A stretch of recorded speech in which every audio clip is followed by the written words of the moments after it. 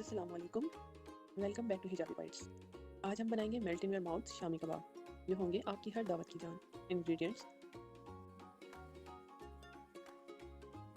Let's start. Pressure cooker में गोश्त, दाल, प्याज, साबुत लाल मिर्च, अदरक, लहसुन, धनिया, जीरा, गरम मसाला और नमक डालकर इतना पानी डालें कि सब डूब जाए।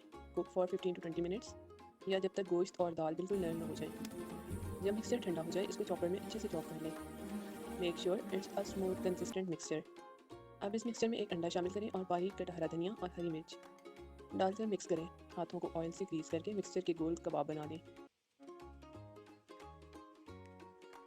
शैलो फ्राई करें मीडियम हीट पर जब तक गोल्डन ब्राउन ना हो जाए। Crispy golden shami kebabs are ready. Serve them with green chutney और केचप। ये अंदर से नरम और बाहर से crispy kebab. Try this recipe and let me know in the comment section how they turned out. Don't forget to like, share and subscribe to Hijabi Bites for more delicious recipes. Jazakallahu khair. Allah Hafiz. Delicious. Don't